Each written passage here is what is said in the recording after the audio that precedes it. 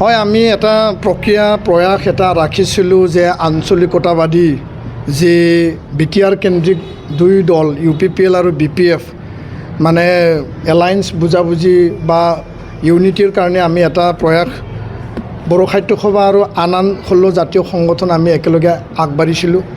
দুইলানি আমাৰ আলোচনা হ'ল আৰু আমি প্ৰমোদ বড়ো ডাঙৰীয়া UPPL সভাপতি, হাগ্ৰামা মহিলাৰী ডাঙৰীয়া BPF সভাপতিক আমি চিঠি প্ৰেৰণ কৰিছিলোঁ যে বেলেগ বেলেগে আমি আলোচনা কৰিব বিচাৰোঁ।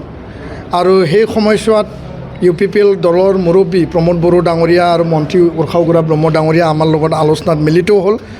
আৰু সেই সময়ছোৱাত হাগ্ৰামা মহিলাৰী দলৰ পৰা আমালৈ চিঠি পঠালে, কিন্তু তেওঁলোকে সৰুৰে আমাৰ লগত আলোচনাত নবহিলে বা আলোচনাৰ কাৰণেও কোনো প্ৰতিনিধি তেওঁলোকে নপঠালে। তো এইটো এটা মানে দুখৰ কথা, এটা দুৰ্ভাগ্যজনক মানে পৰিৱেশ বুলিও আমি ক'ব বিচাৰোঁ। যিগৰাকী হাগ্ৰামা মহিলাৰী ডাঙৰীয়াই নিজেই মানে বাৰম্বাৰ আমাক আহ্বান জনাইছিল যে এপছুৱে দায়িত্ব লৈ পেলাই তেওঁলোকে নিজৰ কাম সম্পন্ন কৰা নাই বা প্ৰমোদ বড়ো ডাঙৰীয়া আৰু মোৰ লগত আলোচনাত বহা ব্যৱস্থা কৰা নাই।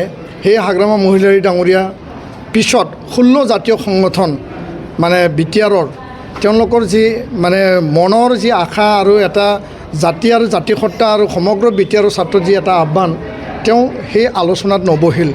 তো কিয় কাৰণে নবহিল তেওঁ পিছলৈ এই কথাও খোলাকৈ নক'লে আৰু আমি চিঠিও দিছিলোঁ, এই চিঠিৰ আমি ৰিপ্লাইও নাপালোঁ। তো এই যি মানে এলায়েন্স বা বুজাবুজি সেইটো সম্পন্ন নহ'ল, আমি স্থগিত ৰাখিলোঁ। আগন্তুক ৰিজাল্টৰ পিছত যদি পৰিৱেশ পৰিস্থিতিয়ে কম্পেল বাধ্যতা কৰে তেতিয়াহ'লে আমি পুনৰ এই প্ৰক্ৰিয়া আমি আৰম্ভ কৰিম আৰু আনহাতেদি সেই পৰিৱেশে ইয়াৰ ওপৰত নিৰ্ভৰ কৰিব। তো আমি আশা কৰিছোঁ যে BTRৰ অধিঘোষণা যিহেতু জাৰি হ'ল, BTC নিৰ্বাচন 2025 40টা পৰিষদীয় সমষ্টিত নিৰ্বাচন হ'বলৈ গৈ আছে। কোনো হিংসা, কোনো যাতে দ্বন্দ্ব, কোনো যাতে মাৰ ধৰ ভয় ভাবুকি হ'ব নালাগে। ইলেকশ্যন কমিশ্যনে, ষ্টেট ইলেকশ্যন কমিশ্যনে ফ্ৰী এণ্ড ফেয়াৰ ইয়াত মানে নিৰ্বাচন অনুষ্ঠিত কৰিব লাগে। আইন শৃংখলাজনিত কোনো ঘটনা হ'ব নালাগে, সেই কথাটো আমি আহ্বান জনাইছোঁ। আৰু প্ৰতিটো ৰাজনৈতিক দলে যাতে সীমা চেৰাই পেলাই কোনো যাতে আগবাঢ়ি নাযায়, সেই কথাও আমি নিখিল বড়ো ছাত্ৰ সন্থাৰ পৰা আমি আহ্বান আৰু দাবী ৰাখিছোঁ। 2020 নাই, কিছু চুক্তিৰ যিবিলাক মূল দফা আছিল যে আমাৰ সীমা মানে সম্প্ৰসাৰণ হ'ব লাগে, 60খন গাঁও অলৰেডি সোমালে।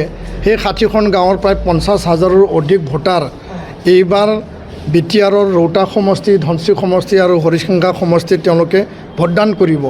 যদিও 60টা সমষ্টি হ'ব লাগিছিল, 125 এমেণ্ডমেণ্টটো পাৰ্লিমেণ্টত ৰাজ্যসভাত পেণ্ডিং হৈ আছে, এইটো পাছ কৰিব লাগিছিল, আমাৰ দাবী আছিল।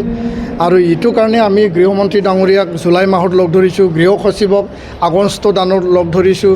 আমি কৈছোঁ যে অতি সোনকালে এই যি বিল এইটো পাছ কৰিব লাগে। মনচুন ছেশ্যন উকলি গ'ল, এতিয়া আহি আছে ডিচেম্বৰত উইণ্টাৰ ছেশ্যন।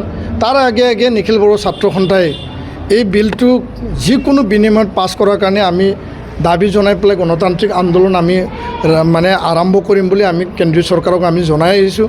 ইয়াত মানে কোনো বেয়া পোৱাৰ কথা নাই, আমাৰ দাবী, আমাৰ আৱেগ অনুভূতি আমি ৰাখিছোঁ। আৰু আনহাতেদি বড়ো ভাষা অসমৰ সহযোগী ৰাজ্যিক ভাষা বিদ্যালয় প্ৰাধিকৰণৰ যি বিষয় আছিল, 10টা কলেজ প্ৰাধিকৃত হৈ গ'ল। আৰু NDB কেডাৰক ৰিহেবিলিটেশ্যন দিব লাগে, মাৰ্টিয়াৰ পৰিয়ালক মানে এক্সগ্ৰেচিয়া দিব লাগে। আন আন যিবিলাক বিষয় আছিল সেই বিষয়সমূহ প্ৰায় নিষ্পত্তি হৈছে। কেছ উইড্ৰ কিছুমান হৈছে, কিছুমান আছে জেলত এতিয়া ৰঞ্জন দৈমাৰী আৰু আন 6গৰাকীৰ বাদে। আৰু বৰ্তমান তেওঁলোকে কেন্দ্ৰীয় কাৰাগাৰত নাই, তেওঁলোকক বিশেষ কাৰাগাৰত মানে ৰখা হৈছে। তো ইয়াৰ বাদে জেলত এতিয়া চিধাচিধিকৈ মানে যিবিলাক NIA আৰু CBIত আছিল সকলোখিনি প্ৰায় ওলাইছে। তো ইয়াৰ কাৰণে আমি আশাবাদী সেই নিৰ্বাচনে নিৰ্ধাৰণ কৰিব যে আগন্তুক দিনত কোন দলে নিজৰ ইস্তাহাৰত বড়ো শান্তি চুক্তি 2020 যাৰ দ্বাৰা ইয়াত শান্তি স্থাপন হ'ল, যাৰ দ্বাৰা সকলো ৰাজনৈতিক দলে এতিয়া নিৰ্বাচন খেলিবলৈ এটা সুযোগ আৰু সুবিধা পালে, এই শান্তি চুক্তি ৰূপায়ণৰ ক্ষেত্ৰত কোন দলৰ ইস্তাহাৰত এইটো মানে স্থান পাব আৰু কোন দলে এই কমিটমেণ্টটো লৈ পেলাই আগবাঢ়িব, তাৰ ওপৰত আমি বিবেচনা কৰিম, তাৰ ওপৰত আমি এই ইলেকশ্যনটো নিৰ্ভৰ কৰিব। ধন্যবাদ। যিকোনো খবৰৰ বাবে যোগাযোগ কৰক 7099017330 লগতে 7099017110 নম্বৰত।